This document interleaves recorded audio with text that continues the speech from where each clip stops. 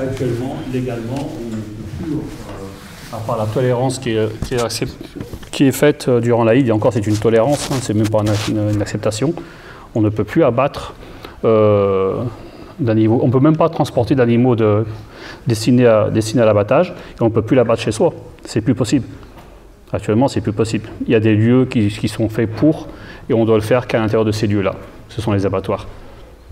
C'est l'un des gros problèmes qu'on a actuellement. Après, il y a des éleveurs qui ont remis ça en cause. Bon, les éleveurs, eux, ont droit pour leur autoconsommation. Ils ont droit pour leur autoconsommation.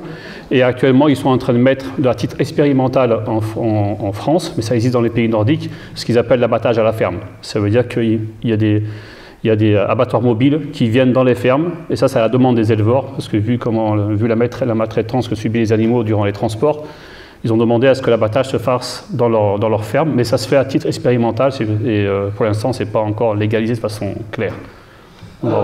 Juste en attendant d'accéder en fait à d'autres questions qui sont tombées sur ton WhatsApp via le scan,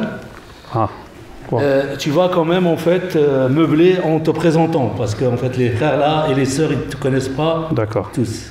Et en même temps tu regardes les questions. D'accord. Bon, je me présente, donc Yamin Makri, je suis de Lyon.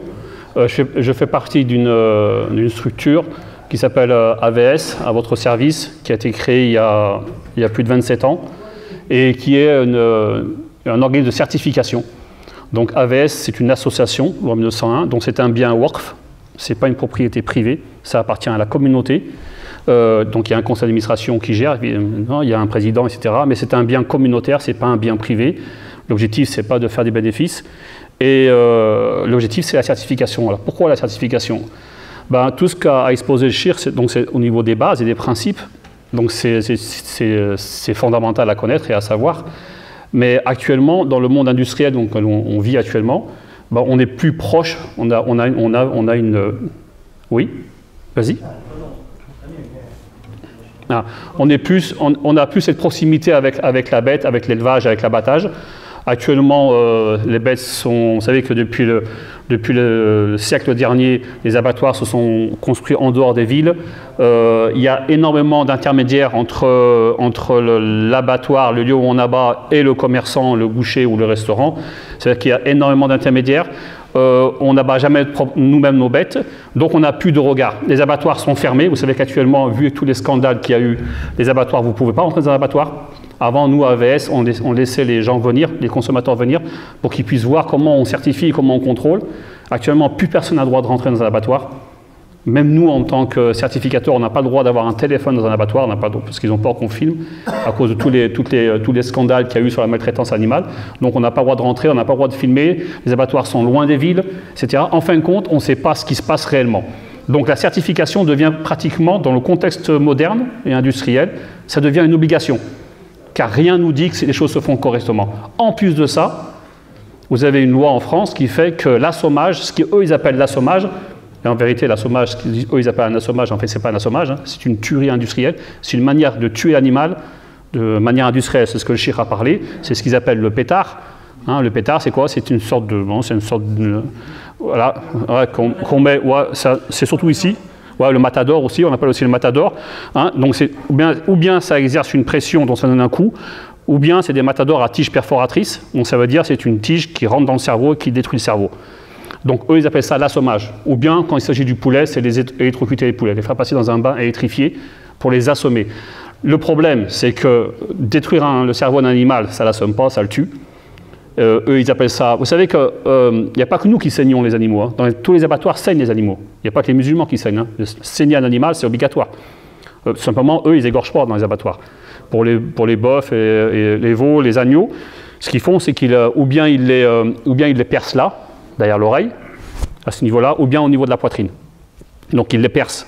Ils font évacuer le sang comme ça. Mais avant de faire ça, ils les, entre guillemets, assomment. Ça veut dire qu'ils leur défoncent le cerveau pour les grosses bêtes, ou bien pour les volailles, ils les font passer dans un bain électrifié. Et cette méthode, c'est une méthode qui est obligatoire actuellement, et le gaz aussi, hein, c'est les trois méthodes qu'ils utilisent. Bon, le gaz, c'est très peu, le gaz, c'est surtout pour le porc. Mais actuellement, en France, tout abattage doit passer par un assommage préalable. Et ils ont fait une exception pour les musulmans et pour les juifs. C'est-à-dire qu'il y a certains abattoirs, ils doivent demander une dérogation à la préfecture, ils doivent justifier leur demande, et ils doivent être équipés d'un système de contention, c'est-à-dire un système où on peut immobiliser les animaux pour pouvoir les égorger, pour pouvoir leur faire. Donc, à l'exception de... donc, on demande une exception. Donc, c'est une exception. Il faut savoir que la loi, c'est l'assommage. Et que certains abattoirs ont droit... c'est une exception qui est accordée au culte musulman et au culte juif. Non, il ne tient pas. Il faut plus haut, plus haut. Voilà, comme ça. Bon. Voilà, c'est bon, comme ça. Voilà, qui est accordé au culte musulman et au culte juif, où ils peuvent égorger l'animal. Ils peuvent égorger l'animal sans assommage. Actuellement, c'est un grand débat, parce que ce que Cheikh a expliqué, peut-être que c'est important d'expliquer le contexte. Pourquoi il a expliqué tout ça, l'histoire du fer, l'histoire de... Pourquoi c'était le fait d'évacuer le sang, pourquoi l'abattage? Parce qu'actuellement, on est en train de diffuser. Il faut savoir que le lobby animaliste, défense et protection des animaux, au niveau du Conseil européen, c'est un lobby qui est très, très, très puissant. Derrière, il y a des véganes, il y a des, etc. Donc, très, très puissant. C'est un lobby qui est impressionnant, plus puissant que le lobby sioniste, par exemple. Ils ont beaucoup plus d'influence au niveau du Conseil européen et ils veulent faire en sorte que l'assommage soit généralisé sur toute l'Europe. C'est-à-dire qu'on soit obligé de prendre... Ils ont réussi à le faire pour la Belgique, récemment, depuis l'année dernière. La Belgique, c'est fini. Il n'y a plus toute la volaille et tous les bœufs, le veau, etc., qui proviennent de Belgique, d'après la loi, ça doit être assommé. Il y a une exception, pour l'instant, donc la Belgique est divisée en 3 parties, la Wallonie, la Flandre et Bruxelles. Donc la Wallonie et la Flandre, l'assommage est obligatoire, donc il n'y a plus d'abattage islamique. Et il y a l'exception de Bruxelles, qui pour l'instant n'a pas encore légiféré. Voilà. Et donc on en est là, et on voudrait actuellement, ce que voudrait le lobby animaliste, c'est que ce soit étendu à la France et voire au-delà. Il faut savoir qu'en Allemagne c'est déjà le cas, en Suisse c'est déjà le cas, il y a beaucoup de pays européens où il n'y a pas d'abattage islamique. L'assommage est obligatoire. C'est un énorme problème, et c'est l'une des raisons pour laquelle donc on est là aussi. C'est que la question du halal, elle ne peut plus être réservée uniquement à une élite de scientifiques, même musulmans, ou de gens comme AVS, qui ont une expérience de 27 ans, de 30 ans des abattoirs. Si la question du halal, elle n'est pas prise en main par les musulmans et par les mosquées et par des groupes de consommateurs, nous allons droit vers de gros problèmes. Parce que déjà, c'est énorme ce qu'on est en train de vivre ici en France. Vous savez, AVS est parti simplement de jeunes de quartier qui voulaient simplement avoir de la viande halal dans leur boucherie. Et puis leur boucher disait « Ouais, mais moi je ne sais pas trop, c'est vrai que là où je prends, c'est pas clair, tout ça. » Ils ont dit « On va s'en occuper nous-mêmes, on va aller à l'abattoir. » À l'époque, c'était libre, tout le monde pouvait entrer dans l'abattoir. Ils ont dit « On va aller contrôler là-bas et comme ça, on est sûr d'avoir de la viande halal pour nous, familles, etc. » C'est commencé d'une initiative comme ça. Dans un quartier, Saint-Denis, à Paris. Et au bout de 27 ans, c'est devenu une structure où ils sont présents sur plusieurs pays européens, sur l'Espagne, sur l'Irlande, l'Angleterre, même les pays de l'Est, Pologne, etc., où on a des sites, des abattoirs, où des salariés d'AVS sont là-bas, contrôlent et certifient. Contrôle, c'est important, et certifient. Contrôle, ça veut dire quoi? Ça veut dire qu'ils sont présents, de visu, c'est-à-dire qu'ils ne délèguent pas, c'est important. Ça veut dire qu'ils mettent le tampon AVS sur une viande ou sur une carcasse quand ils ont assisté avec leurs yeux ou ils ont eux-mêmes sacrifié la bête. C'est très important ça, le visu. Et deuxièmement, la certification, ça veut dire qu'ils ont mis en place un système de traçabilité. Et la traçabilité, c'est très important dans le système industriel parce que dans le système industriel, on a une multitude d'intervenants. Vous avez l'abattoir, mais après c'est vendu à un grossiste, le grossiste vend à un distributeur vend à des petits distributeurs qui va vendre. Avant d'arriver à la boucherie, vous avez 5, 4, 3 intermédiaires. Donc pour être certain que ce qui a été contrôlé dans l'abattoir correspond bien à ce qui va être vendu dans la boucherie où on dira c'est une viande, il faut mettre tout un système de traçabilité, c'est-à-dire des tampons, des pics, des tampons sur les carcasses, des pics sur les abats ou des bagues sur les abats, etc. Des pics sur les viandes blanches, etc. Donc c'est tout un travail qui a été mis en place. C'est 27 ans d'expérience. C'est une quarantaine de sites où on est présent. C'est un énorme travail. Alhamdoulilah, que Dieu accepte, Inch'Allah, qu'il fasse que ça se développe plus. Mais on se trouve devant maintenant un véritable un mur. On a deux problèmes. On a un problème interne et on a un problème externe.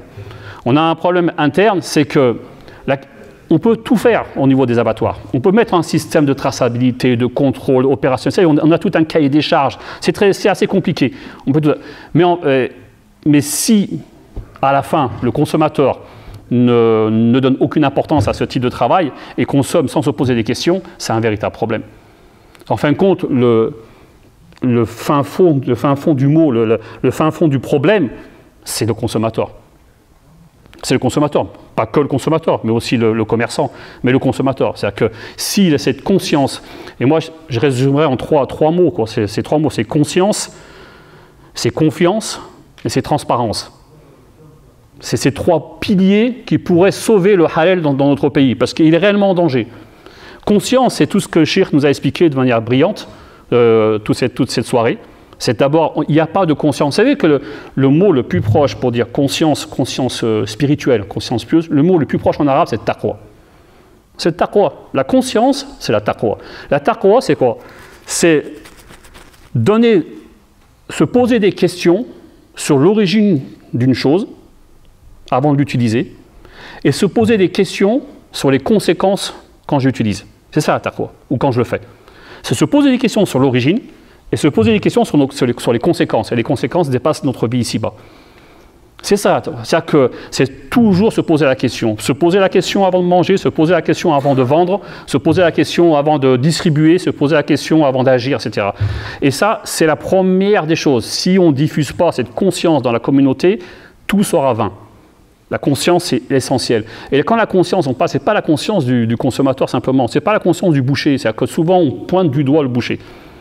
Le boucher n'est qu'en accord avec le consommateur. C'est-à-dire, s'il n'y a pas de conscience dans les consommateurs, il n'y aura pas de conscience chez les bouchers.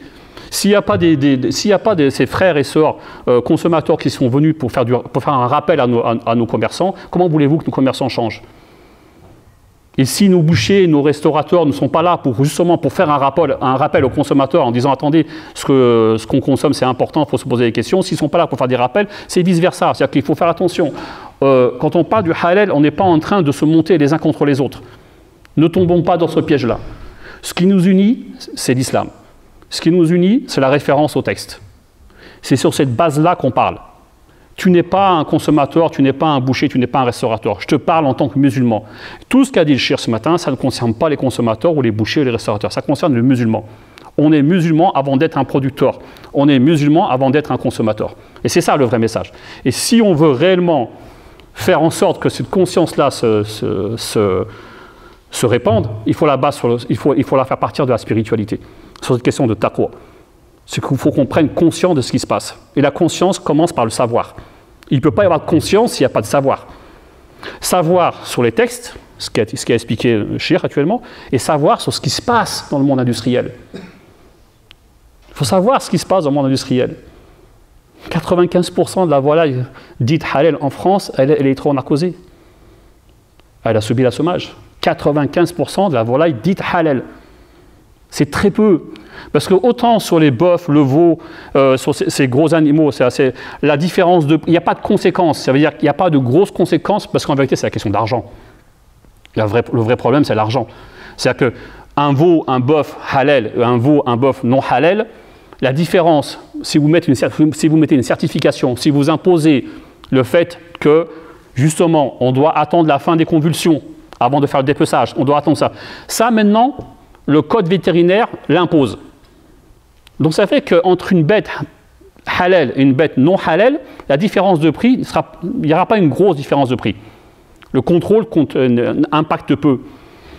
Par contre, quand vous avez des chaînes d'abattage de volailles qui marchent à 12 000 poulets à l'heure, 12 000 poulets à l'heure, pourquoi ça marche à 12 000 poulets à l'heure? Parce que ces poulets-là sont dans des chaînes, ils les font passer dans des bacs électrifiés, elles sont dites assommées. Mais depuis quelques années, l'Europe a imposé des paramétrages électriques qui fait que selon ces paramétrages-là, ces volailles ne sont pas assommées, elles sont tuées. Quand elles sont inertes, eh ben, vous pouvez les abattre de manière mécanique.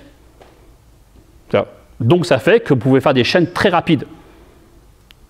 Quand vous commencez à mettre en cause ça, comme nous on le fait au niveau du culte musulman, c'est-à-dire que nous, on ne veut pas d'électronarcose. Donc, les volailles, quand vous les pendez, vous savez comment ça se passe, il y a des chaînes, elles sont pendues par les pieds, elles bougent, elles se fracassent souvent, quand elles bougent, elles sont hyper stressées, parce qu'elles sont collées les unes contre les autres. Et c'est pas du tout, là, la psychologie de l'animal, dans le monde industriel, c'est mis de côté, hein, c'est l'argent d'abord, c'est le temps, et le temps, c'est l'argent.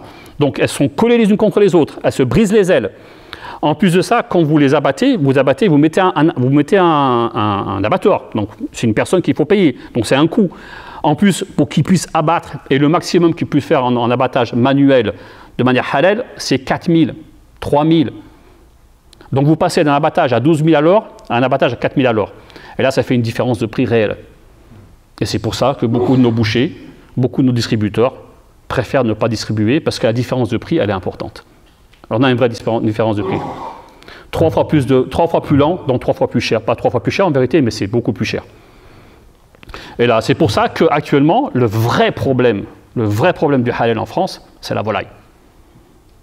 La volaille, c'est une moseba. À tout point de vue, au niveau de la qualité de la viande aussi, parce qu'il faut voir comment c'est élevé, et au niveau du contrôle. C'est très compliqué à faire et ça a des incidences sur le coût qui sont énormes. Et justement, en fait, sur la volaille, alors je ne sais pas qui est dans la salle, on a un frère qui vient de Bourg-en-Bresse. Il est là? Il est là. Le frère, il vient de Bourg-en-Bresse. Il a des questions techniques précises d'experts qu'il a envie de poser. Le frère, il est éleveur, qu'est-ce qu'il est? Allez, il va se présenter.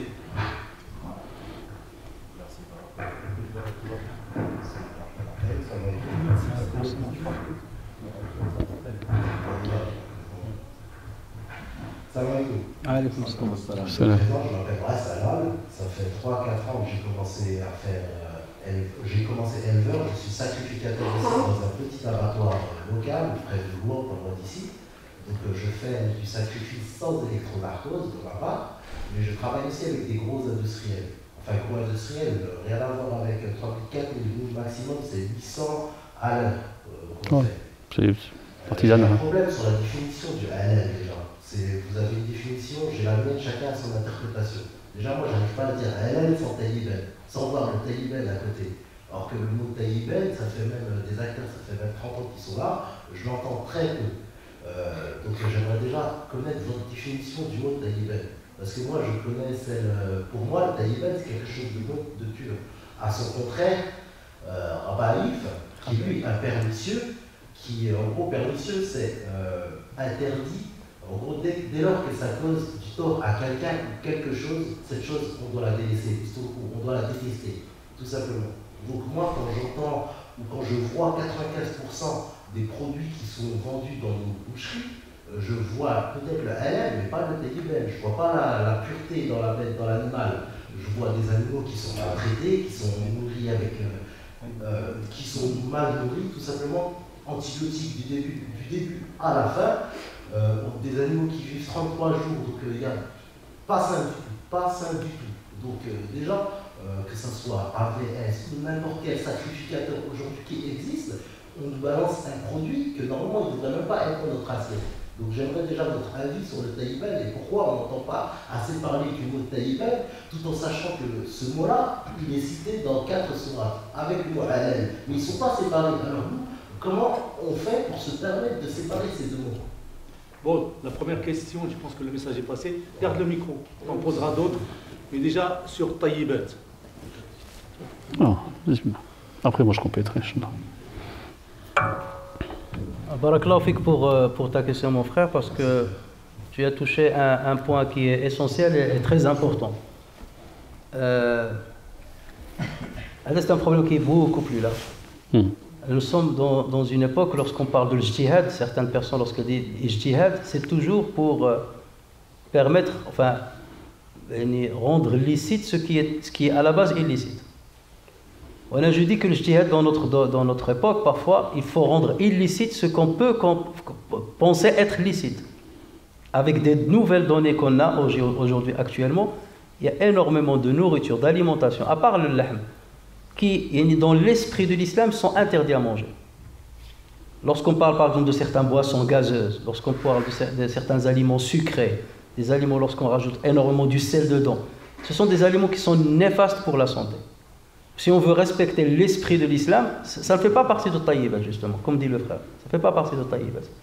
Et c'est pour ça que maintenant, nous sommes hnaya, et les fuqaha aujourd'hui sont seulement sur la technicité du valide ou pas valide. Ma prière peut être valide, mais est-ce qu'elle est agréée par Dieu? Pas forcément. Une prière valide n'est pas forcément agréée par Dieu. D'accord? Et c'est ça la différence. Donc les savants, eux, ils vont se limiter seulement au côté technique.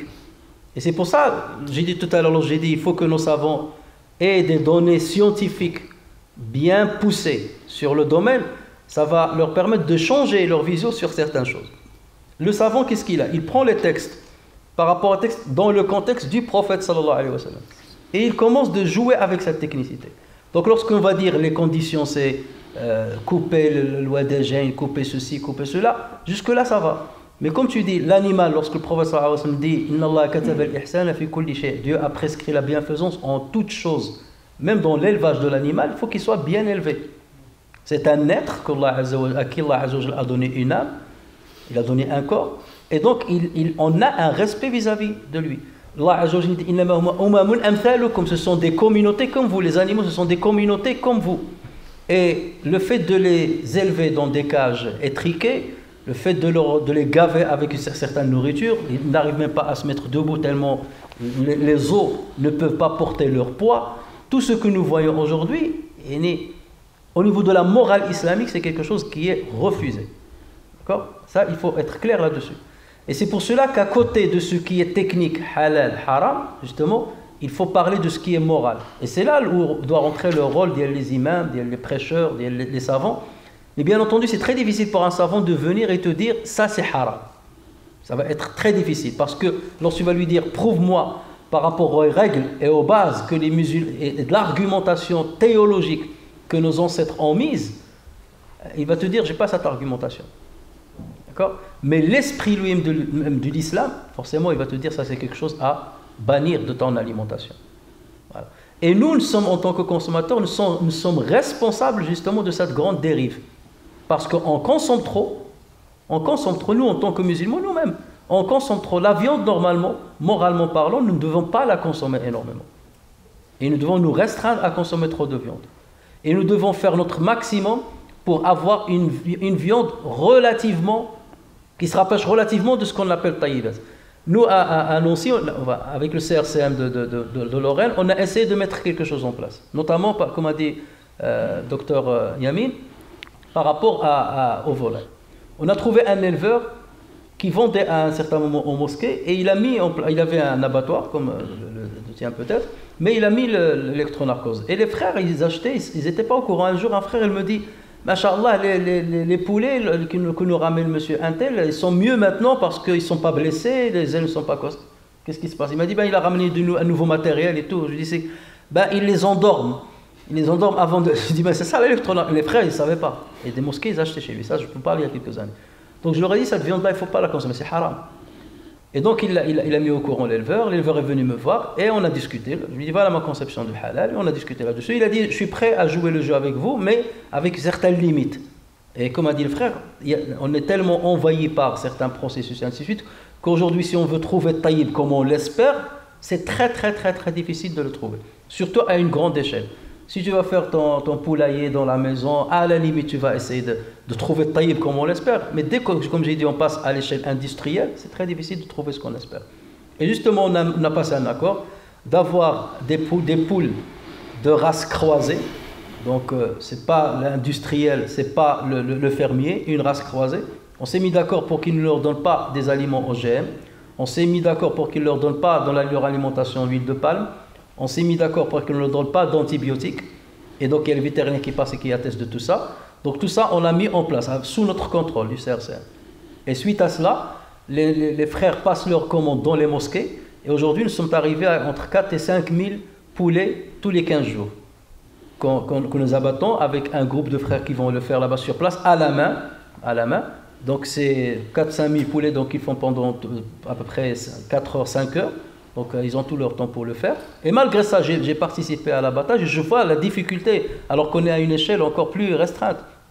Et donc ces poulets-là, donc il y a un système bien entendu de traçabilité qu'on a établi. Ils nous les ramènent aux mosquées, la chaîne du froid elle est respectée. Nous-mêmes dans les mosquées, dans certaines mosquées, on a mis des chambres froides. Et les musulmans viennent récupérer un vendredi sur deux leurs poulets qu'ils ont commandés à la mosquée. Et tout le monde a dit que ça n'a rien à voir avec les poulets qu'on a l'habitude d'acheter. Et c'est pour ça que justement, il faut mutualiser les efforts des uns et des autres. Et les mosquées peuvent jouer un rôle à ce niveau-là pour rendre ce service aux musulmans. Mais je rejoins exactement la critique qu'a dit le frère. Et il a tout à fait raison de la soulever. Mon frère, je vais juste si tu as une deuxième question. J'ai une deuxième question. Vas-y, toi. Quand vous dites que c'est haram, nous on travaille dans un petit abattoir, on pratique aussi l'électronarcose. C'est pas moi cette fois-ci le certificateur, ça va le faire. L'abattoir, on est 17 personnes, sur 17 personnes, il y a 15 musulmans. C'est un musulman qui accroche, un musulman qui sacrifie. Et c'est moi, quand je vais faire les contrôles, quand je vais regarder, quand je vois que ça passe à l'électrolyse et que ça jusqu'à l'échaudage, je vois la bête, elle est encore en vie. Donc, hormis Dieu qui peut donner un interdit, moi je ne vois pas qui peut dire ouais, l'électronarcose c'est interdit ou c'est haram ou c'est. Personne ne peut dire, même pas vous, personne ne peut dire que c'est interdit. Si dès lors que l'électronarcose elle laisse passer, on va dire il y a des morts dans l'électronarcose, c'est possible, il faut les retirer, je suis d'accord avec vous, il y a des morts, mais ne serait-ce que juste qu'il y a des vies, ces vies-là elles sont halal, elles ne sont pas haram. Les seuls interdits qu'il y a dans l'islam, c'est le porc, le sang, la bête trouvée morte, ou celle où on a cité assommée. D'autres noms que Dieu. Ou celle qui est assommée. Après, on a d'autres interdits aussi. On a des interdits moraux, comme l'excès. Et toutes ces bêtes dont on parle, elles sont toutes produites en excès. Donc, sont-elles interdites ou pas? Alors, juste. Donc, moi, je pèse bien mes mots lorsqu'on parle en jurisprudence. J'ai dit, est-ce que j'ai dit la bête qui a été électrolysée est haram? C'est ce que j'ai entendu. Non, j'ai dit l'électronarcose est haram. D'accord? Il y a une nuance là à faire. Pour moi, l'application de l'électronarcose en tant que je m'explique mon frère. Je n'avais pas terminé tout à l'heure ma conférence pour que je puisse te montrer la preuve sur laquelle les savants se basent. Adi ibn Hatim, un compagnon du prophète sallallahu alayhi wa sallam, il avait l'habitude de faire la chasse. Et il est venu chez le prophète sallallahu alayhi wa sallam, il lui a donné des conseils sur la chasse. Il lui a dit voilà comment je chasse, il a expliqué au prophète sallallahu alayhi wa sallam. Le prophète sallallahu alayhi wa sallam, il lui a dit lorsque tu tires une flèche sur un gibier et que le gibier, bon, il vole, il va aller très loin, tu vas lancer ton chien de chasse qui est bien entraîné, bien entendu, on a le droit de manger ce que le chien de chasse a capté, même ce qu'il a tué. Donc le prophète sallallahu alayhi wa sallam lui a dit si jamais c'est le chien qui a mangé de la bête, tu n'as pas le droit de la tuer, de la prendre. Si par contre il l'a tué mais il n'a pas consommé, il n'y a pas de problème. Mais le prophète sallallahu alayhi wa sallam lui a dit, dans le hadith là, il est rapporté par Al-Bukhari Muslim. Il lui dit si tu trouves deux chiens, ton chien et un autre chien à côté de la bête, c'est haram. Et peut-être que la bête elle est halal, tu vois? Mais le prophète il a dit haram. Peut-être que celle qui a été électronarcosée elle est restée vivante. Tu vois la nuance? Peut-être la bête elle a été tuée par le chien du chasseur, mais il lui a dit c'est haram. Et il lui a dit même si tu la retrouves 2 ou 3 jours après, comme ça le prophète sallallahu alayhi wa sallam, 3 jours après, et que tu trouves que la trace de ta flèche, il n'y a pas une autre trace, tu peux la consommer. Il lui a dit par contre, si tu la trouves dans l'eau, si tu trouves le gibier dans l'eau, c'est haram. Parce que tu ne sais pas qui l'a tué. Est-ce l'eau ou bien ta flèche? Alors que peut-être c'est la flèche qui l'a tué. Mais parce qu'il y a un doute, et c'est ça pourquoi je n'ai pas terminé, il me restait seulement ce point-là précis à dire.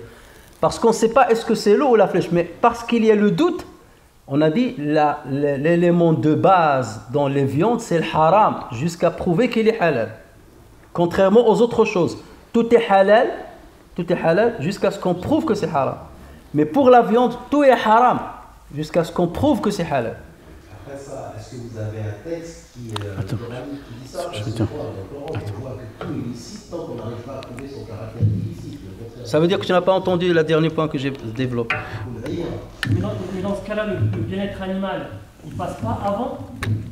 C'est ce qu'on était en train de dire. En fait, j'ai du mal à comprendre parce qu'au final, si tu peux trier les bêtes qui sont mortes de cette électronarcose, tu peut les mettre de côté. Attends, mon frère. C'est le travail. Mon frère.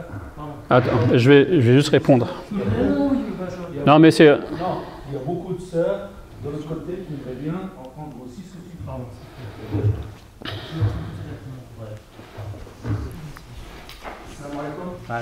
Merci beaucoup pour votre présentation. Oui, je rejoins ce que dit Cher.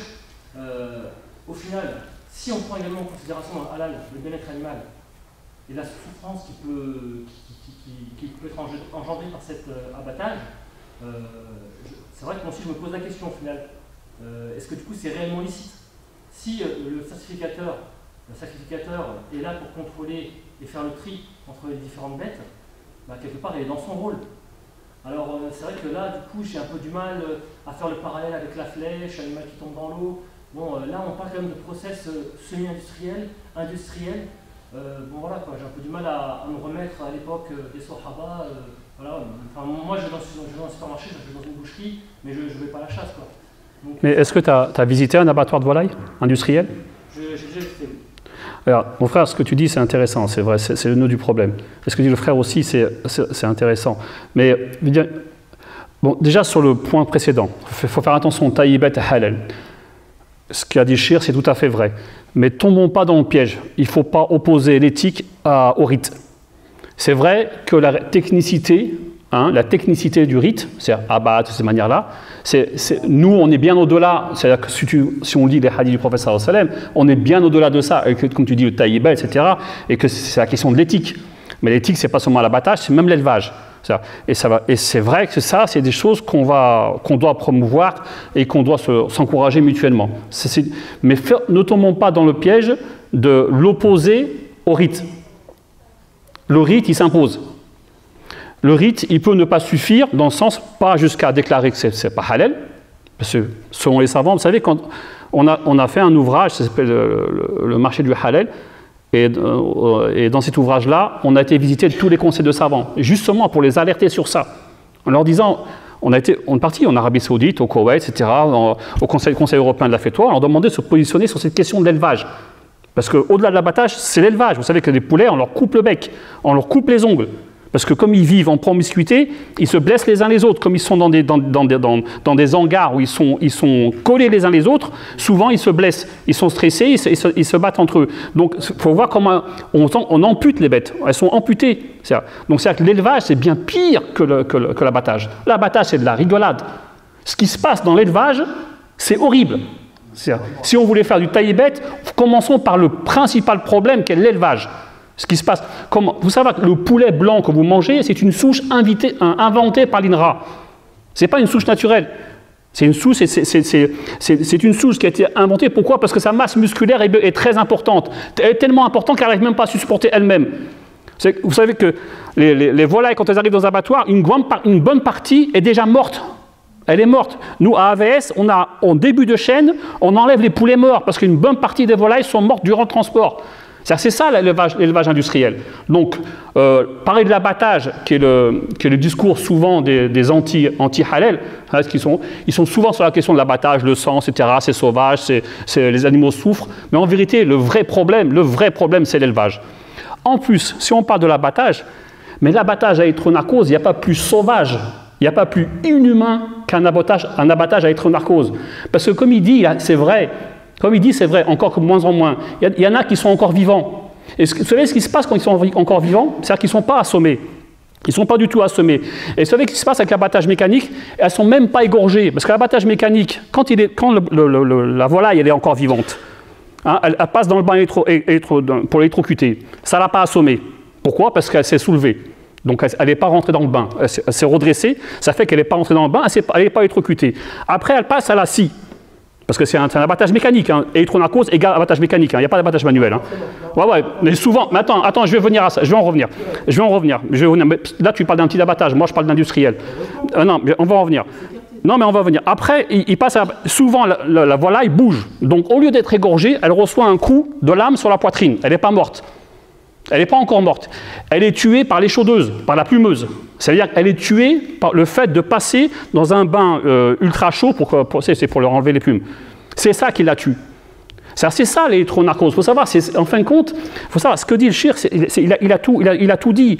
L'objectif de l'assommage, c'est d'avoir une bête inerte. Parce que dans un système industriel, tu ne peux pas traiter du vivant. Un système industriel, tout est cadenassé, tout est mis dans des normes. C'est-à-dire, il ne faut pas que la volaille bouge, il ne faut pas qu'elle dépasse ce poids-là, il ne faut pas qu'elle dépasse cette taille-là. Pourquoi? Parce qu'on a mis des machines en place pour ce poids-là, pour cette taille-là, pour qu'elle ne bouge pas. Donc l'industriel ne sait traiter que de la bête inerte. Elle ne peut pas traiter du vivant. C'est pour ça que l'assommage, hein, ce n'est pas pour des raisons de bien-être animal, l'assommage. L'assommage, c'est pour des raisons de rentabilité financière. Ils ont imposé l'assommage que pour des raisons de rentabilité financière. Pour avoir une bête inerte dès le début du process. Mais dans ce cas-là, comment ça se fait que nos ingénieurs fassent pas en sorte de travailler sur des process et des appareillages adaptés non, mon frère, il y a une contradiction de fond, il faut que tu comprennes ça. Il y a une contradiction de fond où, en islam, on considère un animal, ce n'est pas une chaise, ce n'est pas une table, c'est un être vivant. C'est un être vivant qui mérite du respect. Il faut que tu comprennes ça. Dans un système industriel... Non, mais attends, il faut comprendre les conséquences de ça. La conséquence, c'est quoi? Ça veut dire que quand je l'abats, je prends mon temps. Je prends mon temps. Comme il l'a expliqué, quand je l'abats, j'y vais doucement. Quand je l'abats, je ne veux pas qu'un autre animal le regarde. Quand je l'abats, il faut que je m'assure que tout est bien aiguisé. Quand je l'abats, j'abats un par un. Et quand j'abats, j'attends qu'elle finisse d'agoniser totalement avant de commencer le dépeçage. Mais tu te rends compte, dans un système industriel, ça veut dire quoi? Ça veut dire une perte de temps. Mais dans le cadre d'une structure comme ce qu'il a expliqué... C'est faisable. Oui, oui, c'est faisable avec une certaine limite. C'est faisable. Vous, par exemple, vous travaillez avec des professionnels qui viennent des pays de l'Est. Oui.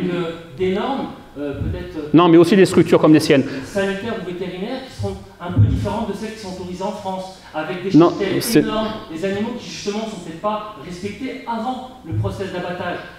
Non, mais le pire des élevages, c'est les élevages français. Hein. Pensons que les normes sont européennes. Non, mais pour expliquer ce que tu disais toi, c'est vrai ce que tu dis. Il peut y avoir des bêtes qui ne soient pas mortes. Sauf que depuis 3 ans, l'Europe a imposé des paramétrages électriques qui tuent la volaille. Pourquoi elle la tue? Parce qu'ils se sont rendus compte que certaines, en particulier chez les musulmans, dans les abattoirs, ont diminué le paramétrage. Justement pour avoir des poulets non assommés. Qu'est-ce qu'ils font actuellement les vétos? Les vétos dans les abattoirs? Premièrement, au niveau européen, ils ont imposé des paramétrages qui tuent sans aucune... Mais avant, il y avait un petit doute. Ça tuait une partie, c'est-à-dire ça tue.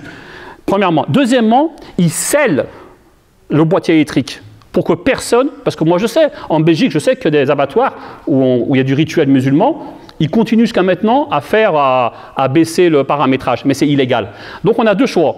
Ou bien on fait du assommé, hein, abattage de l'assommé, appelez-le comme vous voulez, hein, pour nous c'est pas halal, pour AVS c'est pas halal, ou bien vous rentrez dans l'illégalité. Ça veut dire que vous baissez les paramétrages en espérant que le veto ne va pas le voir. Et c'est ce que font certains, moi j'ai vu, hein. Je ne vais pas citer certains certificateurs, il y a certains certificateurs qui acceptent l'électronarcose, mais ils baissent le paramétrage pour éviter que des bêtes soient mortes. Mais c'est illégal. Nous, on n'a pas choisi la voie de l'illégalité, c'est tout. On fait un abattage rituel, sans électronarcose. Juste en fait, pour décortiquer un petit peu les interventions, on a parlé jusque-là de l'industriel, hein, le grand débit, ce qu'on appelle le grand débit. Maintenant, si on peut, en fait, que le frère qui est venu de très loin, qu'il puisse en fait satisfaire en fait ses demandes, etc., qu'il comprenne, on va maintenant parler du semi-industriel ou bien du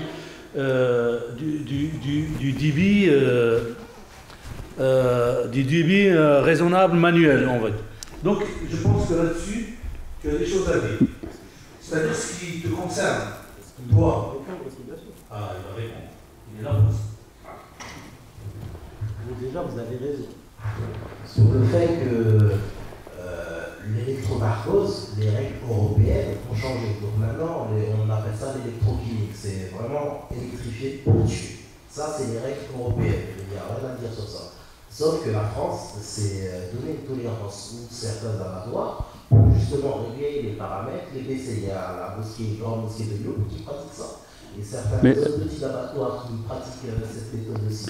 Donc voilà, pour moi, les animaux ne sont pas morts ni avant ni après. Après, sur le halal, en cadencement à plus de 4000, 5000, comment vous pouvez garantir que la bête soit morte avant l'échaudage? Parce que ça passe vite quand même. C'est un abattage manuel. Abattage manuel. Manuel, un par un. Un par un. Un par un. Et il y a plusieurs personnes, il y a une deuxième personne qui, après, qui vérifie si l'abattage a été fait correctement. S'il a été fait correctement, il le rattrape. C'est-à-dire que ce n'est pas seulement une personne. C'est pour ça que ça coûte cher le contrôle dans l'abattoir. C'est-à-dire qu'il y a une personne qui est en début de chaîne, qui enlève déjà les poulets qui sont morts à cause du transport. Après, tu as deux personnes, et ça dépend de la cadence, ça peut aller jusqu'à 3 personnes qui sont sur la chaîne, qui sont sur la partie abattage, qui abattent. Et tu as une autre personne qui vérifie avant l'échaudage, avant qu'il passe à l'échaudage, si réellement tous les poulets ont été réellement égorgés et bien égorgés. Et si jamais il y a des ratages, il sort le poulet. S'il y a des ratages, parce que là c'est trop tard, avant l'échaudage c'est trop tard, il sort le poulet qui a été raté. Non, c'est un vrai casse-tête, c'est compliqué, c'est pas... Juste avant en fait, qu'on passe à quelque chose. Et juste pour finir, et c'est pour cela que les structures comme les tiennes, et comme ce que fait le Cheikh là-bas à Nancy, c'est l'avenir. On ne sortira de cette question de la volaille que par des petites structures non industrielles ou semi-industrielles. C'est comme ça qu'on sortira de ça. Mais ça veut dire aussi changer notre mode d'alimentation, c'est-à-dire commencer à manger plus du fermier, manger du poulet entier et non pas des poulets séparés, des cuisses ou des escalopes. Il faut que nous-mêmes, en tant que consommateurs, on change nos modes d'alimentation et il faut qu'on change notre mode de production. Tu sais, la question est là. Est-ce que c'est le halal qui va s'adapter au monde industriel ou est-ce que c'est le monde industriel qui s'adapte à notre rite? L'enjeu, il est là. L'enjeu, il est là. Il faut savoir que le monde industriel, c'est l'argent. C'est le temps, donc l'argent. Nous, le rite, c'est Dieu. C'est ce que Dieu nous a dit, c'est comme ça qu'il faut tuer. Et on a l'yaqin, on est certain que c'est comme ça qu'il faut tuer. Donc, le mode industriel doit changer. C'est ça le vrai combat. Et ce que tu fais, toi, ce qu'ils font à Nancy, et partout, ce que font des GEJ dans le nord de la France, il y a plein de projets comme ça, même à Montpellier, il y en a, parce que dans le cadre de H+, on voit plein de mini-projets, et nous, on les encourage. On encourage des projets comme les vôtres, et on vient en tant qu'expert. On vient pour dire, voilà, nous, faites surtout pas ça, parce que vous risquez de vous planter commercialement. Il faut que vous ayez un contact avec des éleveurs aussi en même temps. Le travail d'abattage, c'est aussi un travail de contact avec des éleveurs. Il faut que vous ayez votre réseau de distribution. Et nous, on les propulse et on les aide. On fait tout pour les aider. Parce qu'il n'y a pas d'avenir dans la volaille, c'est très clair. Il n'y a pas d'avenir. Pour le halal, il faut développer des modes beaucoup plus petits. Il faut développer ce que font des GEJ à Roubaix. Ça veut dire qu'ils font du circuit court aussi. C'est-à-dire qu'ils prennent des éleveurs de proximité. Ils ne prennent pas des éleveurs qui sont loin pour éviter des transports trop longs qui soient stressants pour la volaille, etc. C'est toutes ces alternatives-là que les musulmans font de manière très naturelle. Les musulmans font parce que justement, ils sont attirés par le halal et le tayyibet. Mais pas le halal contre le tayyibet. Il faut faire attention à ça. Ou taïbet contre halal. À cause de la manière de sacrifier. Ça, c'est des sujets à divergence. Bon, je pense que le siècle prochain, on sera encore en train de diverger dessus. Mais il y a des sujets qui sont très clairs. Comme on parle bien de manger la nourriture bonne ou pure. Et ce sujet-là, il est rarement traité. Donc, mon frère, je vais dire, on fera juste un point parce que je veux. Ça fait une vingtaine d'années que c'est dans nos assiettes, depuis 1980, avec l'ouverture des grands marchés, tout ça. Mais sinon, ça ne devrait même pas être dans notre assiette à la base. Moi, je pense en fait qu'on parle de deux choses différentes. On parle de l'abattage et en même temps on parle de l'élevage. Et on veut sortir avec des règles qui vont satisfaire en fait les deux états. Moi j'aimerais bien en fait qu'on sépare, parce que sinon on ne s'en sortira pas.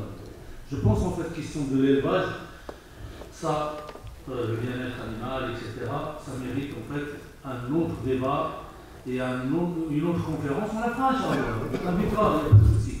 Mais en fait sinon, on va tourner en rond. Donc moi je pense, Wallahu a'lam, et je vais le dire, parce que vous parlez en fait d'association, moi c'est pas un scoop, c'est une information que je vous donne. C'est d'abord que tu parles de cette information-là. Ouais. C'est qu'à Dijon, on est en train d'acquérir un terrain, 2500 m². Le frère Yannick, je lui en ai parlé vaguement. Et pour mettre en place un abattoir pour l'Eid, Inch'Allah. Mais l'Eid, c'est pas suffisant, c'est pas rentable, on parle d'argent en fait. Et on s'est dit, pourquoi pas l'utiliser pour le volet. Et là, je compte sur vous tous. Je vais faire appel en fait à tous les experts, y compris toi, mon frère, parce que, pour que tu nous aides avec tes idées, l'Akh Yamin, l'Akh Amin aussi, qui ont une belle expérience aussi. Et ce projet-là, derrière ce projet-là, il y a un collectif d'associations musulmanes de Kolka. En fait, en gros, il y a 7 mosquées qui ont financé, qui sont en train, là on est sur le point d'acheter le terrain. Donc en fait, ça c'est un projet, c'est énorme, mais pour nous, peut-être qu'à son échelle, là, c'est de la rigolade ce qu'on veut faire nous, mais au moins si nous, par exemple, dans notre département, on peut satisfaire une demande dans les règles de l'art, et qu'un autre département, Inch'Allah, c'est ça en fait, on arrive par exemple par notre expérience, par les expériences des uns et des autres, à essayer en fait d'aider des structures donc à se mettre en place et de satisfaire tous ces besoins. Mon frère, c'est comme ça qu'on va y aller. On attend toujours ce que les autres vont faire pour nous. Mais nous, qu'est-ce qu'on va faire pour nous déjà? Moi, je pense que la solution, elle est là. Je ne sais pas ce qu'ils en pensent, les frères, et puis vous tous. Mais en fait, il y a un proverbe en arabe qui dit c'est-à-dire, en fait, si tu veux te gratter le dos, tu as beau à me décrire à gauche, droite, en bas. Par contre, si tu vas toi directement, c'est mieux. Voilà. Donc, on va s'entraider, Inch'Allah. Donc là, c'est une belle expérience, je compte sur vous tous, je ne vais pas juste me répéter. C'est énorme pour nous, parce qu'on n'a pas d'expérience du tout. On a l'expérience de la gestion des mosquées, loi 1901, CEC, tout ça on maîtrise. Il n'y a pas de souci. Mais dans ce domaine-là, on aura besoin de vous, Inch'Allah. Et moi, je sais qu'il y a une très grande demande. Je vais passer la parole à mon frère. Tu as répondu. Et celle-là, est-ce que la femme, elle peut abattre? Est-ce que la femme peut abattre? J'aimerais répondre pour cette conférence. En fait, moi j'ai une question. Ce qu'il vient de dire à Mohamed, c'est ce qui doit être fait au niveau local. Je pense que c'est très important. Mais moi, j'adresse ma parole aux représentants d'AVS et puis au chef de JD aussi. Donc le premier, vous représentez en fait le côté un peu professionnel, donc ce qui est lié donc, à la profession, et puis chef de JD en tant qu'autorité un peu scientifique. Est-ce qu'il n'y aura pas vraiment, je pense, un préalable, c'est de se rapprocher d'un organisme de normalisation, justement pour éviter éventuellement une norme, qui va faire un peu le tri, donc déjà sur le processus de certification, donc lui-même, pour avoir vraiment donc, un document, donc une norme qui explique le processus de certification, et aussi même éventuellement la certification des organismes certificateurs. Parce que là actuellement je ne sais pas comment on devient donc, un organisme certificateur. Donc, et la deuxième question, est-ce que vous, en tant qu'organisme, vous les organismes certificateurs, vous vous rencontrez, vous réunissez justement pour éventuellement donc, faire ce travail?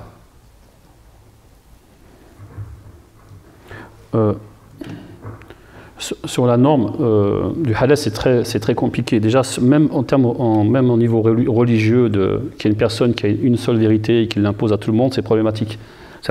Mais il faut savoir qu'en France, déjà, au niveau du CFCM, et toutes les mosquées du CFCM, toutes les grandes mosquées, et les organisations, y compris un organisme de certification et des professionnels qui se sont réunis, ils ont fait une charte du halal, où ils ont défini le halal sur les bases religieuses.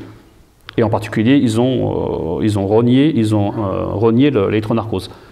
Donc ça, ça a été signé, même si ce n'est pas respecté, parce que ceux qui ont signé ne le respectent pas. Parce qu'il y en a, bon, tu as cité, qu'est-ce qui a cité, c'est toi mon frère qui a cité la mosquée de Lyon, par exemple, qui le fait, mais qui ont signé cette charte en disant, voilà. Mais au-delà de l'électronarcose, il n'y a pas que ça, il y a toutes les étapes dans un mode industriel, parce que dans un mode industriel, comment on peut définir le halal? Donc ça existe. Après, la normalisation, c'est problématique, parce que la normalisation, vous savez que l'AFNOR et le CEN, au niveau européen, ont essayé de mettre en place une norme. Mais quand l'AFNOR, le CEN, c'est des institutions, l'AFNOR c'est français, mais ça dépend, c'est très lié au gouvernement français, même si ce sont soi-disant indépendantes. Le CEN, c'est lié à l'Europe. Et ils mettent ça en place pour le monde industriel. L'objectif, c'est ça. L'objectif, c'est pas de définir le halal. D'ailleurs, eux, ils peuvent pas le définir, parce que le halal se définit de manière religieuse. Donc eux, en tant que structure laïque, ils n'ont pas à définir le halal.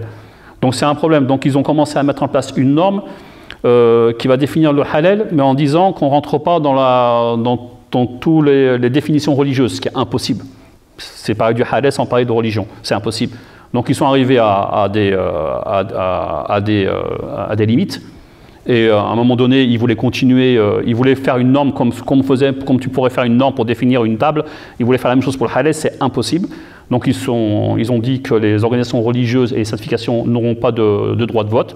Elles n'ont pas de droit de vote, normalement, dans ces structures-là. C'est uniquement les industriels qui ont un droit de vote. Donc les instances religieuses se sont tous retirées, y compris la mosquée de Paris, la mosquée de Lyon, toutes les instances. Je pense que le problème vient du fait que c'est un plan qui est initiateur, mais pourquoi pas vous-même, en tant qu'organisme, je ne sais pas combien de en France. Non, parce qu'en fait, moi, je sais comment on fait les normes dans ce domaine. En fait, c'est pas Afnor, en fait, en tant que structure. C'est les gens qui travaillent dans le domaine, c'est eux qui sont les initiateurs. C'est eux qui, en fait, qui désignent un président, qui désignent des membres. Et puis après, Afnor, elle est là juste une structure pour valider. Mais là, je pense que le fait que ça vienne d'Afnor, effectivement, ça ne peut pas aboutir. Mais quel est l'intérêt d'avoir une norme autodéfinie si ce n'est pas une norme officielle?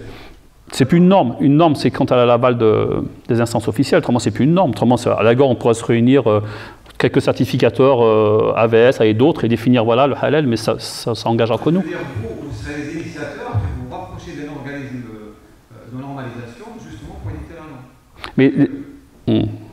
Mais les organismes de normalisation, c'est l'AFNOR. Mais eux, ils ne peuvent pas rentrer dans l'aspect religieux. Ils le disent. Voilà. C'est plus compliqué. Docteur Yamin, là je vais vraiment être ferme. Vas-y. Bismillah. Il y a deux questions. C'est rien. Deux questions. Et on va en fait arrêter. Parce que, par contre, c'est vrai en fait, moi j'aime pas que les gens restent sur leur faim, mais on commence tous à être fatigués, etc. Ce que je veux vous proposer, on va faire un sondage à main levée. Les sœurs aussi, si vous m'écoutez, en fait, de l'autre côté. On va essayer, Inch'Allah, une autre fois. Inch'Allah, si Cheikh Amin et puis Yamin ils sont d'accord, on va faire cette fois-ci un séminaire. C'est différent. On prend notre temps, on commence comme d'habitude, en fait, vers 9h30, toute la journée avec un repas sur place, sur inscription. Est-ce que ça vous intéresse? Inch'Allah. T'as les sœurs Subhanallah, ils ont dit oui, je l'ai entendu. Les frères là, ça vous intéresse ou pas? Levez les doigts ceux qui sont intéressés par un séminaire. Eh ben voilà, maintenant il suffit de trouver une date prochainement, Inch'Allah. Et parce qu'en fait le sujet il est important. C'est pas juste en une conférence, on a balayé vraiment, etc. Bien que c'était très intéressant. J'ai jamais vu les anciens tenir le coup que ce soir. Vrai ou faux? Ils n'ont pas gueulé. Et pourtant, on a dépassé largement Salat. Et ça veut dire en fait que c'est intéressant. Donc en fait, deux questions, Inch'Allah. Une pour les frères et une pour les sœurs. Les sœurs, choisissez votre question. J'aurais juste une dernière remarque. Et je vous remercie encore pour vos interventions. Pour ma part, moi je suis scientifique de formation et je suis dans le domaine pharmaceutique. Donc je suis déjà rompu à tout ce qui est traçabilité, qualité, et au vu du domaine du halal et un petit peu tous les scandales qui sont enchaînés ces dernières années, je commence à m'intéresser à ce sujet en fait, en particulier. Pour mon expérience personnelle, Inch'Allah, vous envisagez de faire votre projet, c'est une super initiative, c'est très bien, mais par expérience, je me suis rendu compte qu'en fait, je m'étais demandé comment créer une entreprise. Est-ce que je dois créer une énième association des musulmans de la région? Et au final, en rencontrant les responsables des mosquées de Paris, en allant à Lyon, les différentes instances religieuses, au final, personne n'est d'accord les uns avec les autres. Déjà, eux, d'un point de vue théologique, religion, formation des imams, ils n'arrivent pas à se mettre d'accord. Dans le monde du halal, on a des organismes certificateurs qui font plus ou moins bien leur travail. ADS, vous êtes un des rares organismes à jouir de la confiance des consommateurs. Même si, pour ma part, avec mon nez un peu plus aiguisé, je pourrais peut-être faire des reproches, mais je n'imagine pas encore alors, le fait de venir à de la consommation beaucoup plus raisonnée, sur des structures beaucoup plus petites, avec des cadences moins élevées, ça c'est sûr. Mais j'ai du mal à croire qu'encore une énième association des musulmans de la région, Rhône-Alpes, Côte d'Or, va pouvoir faire quelque chose. Et je pense que c'est par des structures entrepreneuriales avec des vrais professionnels. C'est-à-dire, comme disait le chef de Beaufond, bien sûr que, bon, AFNOR, c'est qui fait respecter ces normes? C'est l'État. Et nous, dans un État laïque, on ne peut pas mettre en place des normes pour nous, des musulmans. Mais on peut se les imposer et le but, c'est d'avoir des scientifiques des professionnels pour faire la qualité d'animal, le respect du bien-être, des professionnels des spécialistes de l'éthique religieuse qui sont là pour entre guillemets, valider les acquis et comment dire, la sensibilisation des personnes qui travaillent dans ces abattoirs-là. Et au final, c'est mettre en place, oui, des abattoirs pour faire du halal. Parce qu'au jour d'aujourd'hui, c'est quoi le sens d'avoir un abattoir où on fait le matin du porc, le lendemain du bœuf pas halal, le surlendemain du bœuf halal, du poulet mi-figue mi-raisin? À un moment donné, je pense que voilà, c'est vraiment les musulmans qui doivent prendre en main leur avenir et cette question-là du halal. Et consommer plus raisonné et, entre guillemets, mettre des professionnels et arrêter de... Je ne sais pas si... Je ne veux pas, après, que je me fasse critiquer, mais encore faire une millionième association des musulmans, je ne sais pas de quel département, pour encore être plongé à nouveau dans des scandales ou des process pas tout à fait aboutis. Donc en fait, on est tous formés, on grandit tous en France, on est tous sensibilisés aux normes, on travaille tous dans des entreprises lambda, et voilà, il y a des normes de traçabilité, il y a des règles sanitaires à respecter, on a des professionnels de la religion et de la théologie qui sont là pour nous guider. Voilà, je veux dire, plus intelligents sont là, sauf que dès lors qu'il y a de l'argent, les gens sont perturbés et qui sortent un petit peu des clous. Et je vous dis, ces 2-3 derniers mois, j'ai jamais été autant déçu que dans ce domaine-là, parce que je suis allé voir entre les mosquées de Paris, les mosquées de Lyon, les centres al-Razi, même ici, j'ai fait appel à certaines personnes, j'ai jamais eu de retour, dans mon sens, pour pouvoir, entre guillemets, apporter les réponses à mes questions d'un peu de théologie, parce que je suis en train de mettre en place une formation sur l'éthique animale et l'éthique religieuse dans le domaine du halal, et au final, je me dis, en fait, ouais, je suis tout seul, quoi. Parce que voilà, il y a un problème, et je pense qu'il faut se mettre autour d'une table, il faut discuter, il faut parler avec des frères qui travaillent dans des structures à échelle humaine, travailler avec des éleveurs locaux. Bon, bien sûr, quand on travaille sur les cadences, qu'on a besoin de nourrir des populations, et puis qu'on n'a pas assez d'élevage ici à proximité, bien sûr, on va voir d'autres pays de l'Union européenne. On ne peut pas travailler nos collaborateurs européens. Mais il faut aussi voir dans quelles circonstances l'élevage se fait. Dans des élevages de 6 000, 7 000 têtes qui transitent sur des cargos avec des animaux qui arrivent complètement amaigris, avec des terres pas possibles, ou alors qui font 2 000, 3 000 km pour arriver chez nous, de Roumanie. Voilà, il faut se poser des questions et qu'il y a des choses à mettre en place. C'est clair, rapidement, en fait, parce que le frère, en fait, il a cité pourquoi encore des collectifs d'associations qui sont des choses-là. Moi, je vais parler en fait de notre expérience qui est vraiment à l'état initial en fait. D'abord parce que les représentants du culte musulman ont dans leur mission cette thématique, le halal. Ça là, on a accepté. Donc c'est dans nos missions, premièrement. Deuxièmement, c'est pour une question d'indépendance financière et d'éviter les lobbies et tout ça. Aujourd'hui, comment on a fait nous en fait? On a dit chaque mosquée, on va donner une certaine somme, on achète le terrain, on construit, etc. Après, en fait, on recotise encore, et puis on fait de la formation, on s'entoure des gens, etc. Mais nous, il n'y aura pas une histoire d'argent. Donc, s'il n'y a pas d'histoire d'argent, qu'est-ce qu'on va chercher? La face d'Allah, subhanahu wa ta'ala. Donc on essaiera de faire au mieux pour satisfaire en fait ces besoins qui sont manquants aujourd'hui. Donc, je ne sais pas en fait, quand tu dis pourquoi encore des associations, bon, tu ne vas pas me démonter comme ça. Non, je me pose mais tu te poses la question, je te réponds mon frère. Pourquoi? Parce que on va partir de la naïveté. Et puis des fois, là, les choses, ça marche. ni comme on dit en fait, tu vois. Mais après, tu t'entoures d'experts. Hein? Ah, tu vas pas dire je monte dans un avion, n'importe qui, tu vas lui dire en fait voilà, vas-y pilote. Non, on monte en fait dans l'avion, mais on mettra en fait un vrai pilote, un vrai équipage, etc. etc. Donc ça, juste je te dis en fait, tu es de quelle région en fait? Moi je suis de Talent, je suis de Côte d'Or. Ah, tu viens à la mosquée des fois hein? Je travaille juste en région parisienne, c'est pour ça. Bon, eh bien, Inch'Allah, tu pourras faire l'équipe locale ici. Inch'Allah, on va faire du bon travail.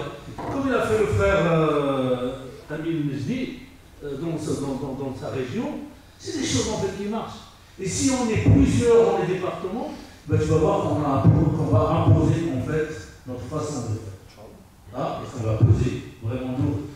Juste c'est par rapport en fait pourquoi encore une association. Non. Non, mais c'était pas mal. C'était juste. Je ne sais pas si vous avez rajouté quelque chose. Ouais, regardez, moi je pense sur cette question-là. Ouais. Le mot final, moi je pense sur cette question de halal, le dernier mot revient au consommateur.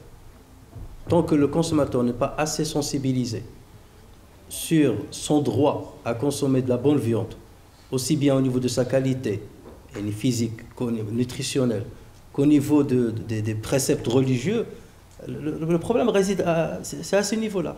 C'est au consommateur, c'est lui qui finalement va payer ce qu'il va consommer. Donc lorsqu'il est exigeant avec le boucher sera exigeant avec son fournisseur, le fournisseur sera exigeant avec...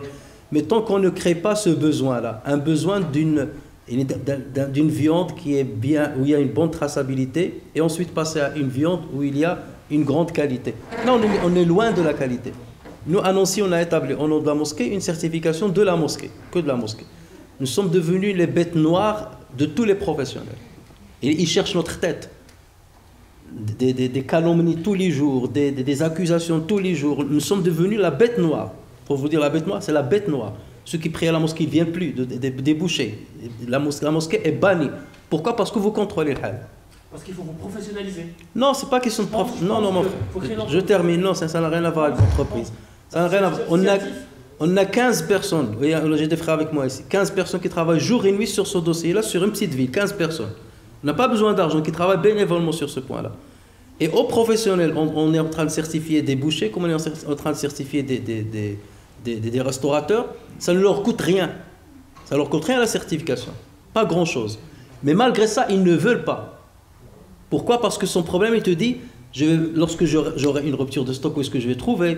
Ça coûte plus cher que l'autre. Donc mon produit, je vais le vendre plus cher que le voisin. Donc les clients, je vais les perdre. Parce que justement, il y a toujours des clients qui vont acheter la viande qui est douteuse parce qu'elle coûte quelques centimes de moins.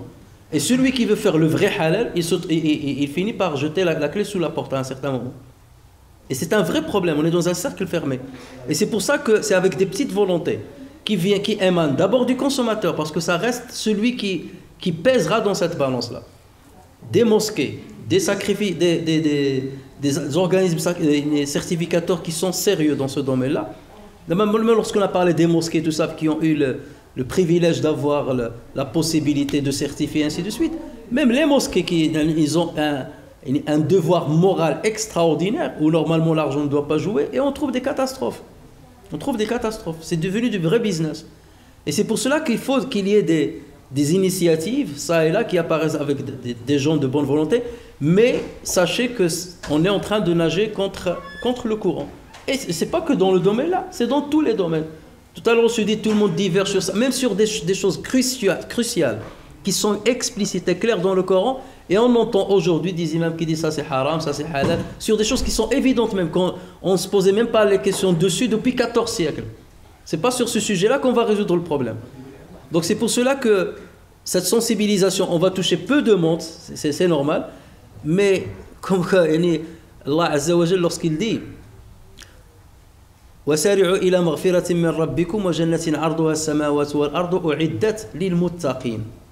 Dans notre sourate, il dit وسابقوا إلى مغفرة من ربكم وجنة عرضها كعرض السماء والأرض أعدت للذين آمنوا بالله ورسوله. Ce sont deux versets qui donnent l'impression qu'ils sont les mêmes, Sauf qu'il y a une petite différence. Là, il s'adresse à la grande masse, à ceux qui ont cru en Dieu et au prophète. Et là, il s'adresse aux pieux. Parce que le pieux, ça reste une minorité par rapport à tous ceux qui ont cru. Et justement, tu auras toujours une grande masse, ça ne les intéresse pas ce sujet-là. Tu as beau faire des séminaires, ce que tu veux, ça ne m'intéresse pas. Moi, j'achète le moins cher et je ne discute pas. Ça s'appelle de la viande. Il ne cherche pas à chercher ce qu'il y a à l'intérieur de la viande. Ça s'appelle de la viande, c'est le nom qui m'intéresse, ça coûte moins cher, j'achète. J'ai acheté un poulet, tu as beau lui dire ça c'est poulet fermier, bio, ceci, cela, ça c'est moins cher. C'est ma poche qui décide. C'est ça la mentalité aujourd'hui des musulmans. Il faut s'en rendre compte. Même sur des choses qui sont cruciales par rapport à nos prières, par rapport à nos mosquées, par rapport... Donc, qu'est-ce que tu attends de la question du halal? Donc, on sait que c'est un sujet qui est très délicat. C'est un sujet à travers lequel on n'arrivera pas à convaincre des grandes masses. On n'arrivera pas à changer la balance du jour au lendemain. Toi, tout à l'heure, tu parlais de l'élevage et tout ça. Tu crois maintenant qu'un imam, il pose même un groupe d'imams qui sort demain une fatwa. Tous les élevages industriels qui se font de la telle manière, leur viande est haram. Leur viande est haram. C'est dans ce sens-là que tu voulais aller tout à l'heure.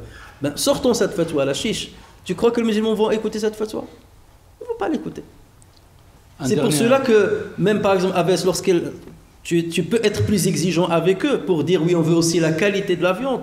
Ou pour l'instant, on se dit déjà, on veut déjà garantir que la viande a respecté les quelques préceptes qu'on a cités pour dire que c'est halal. Ça ne veut pas dire qu'au niveau de la santé, je suis bien. Le sucre, il est halal. Mange 1 kilo de sucre, c'est halal. Prends 1 kilo de sucre, tu le manges aujourd'hui, c'est halal. Personne ne te dira c'est haram. Mais est-ce pour autant bien pour ta santé? Pas du tout. Mais personne n'osera te dire que c'est haram. Donc c'est là où ça revient à la conscience du consommateur final. Exact, c'est ça le sujet.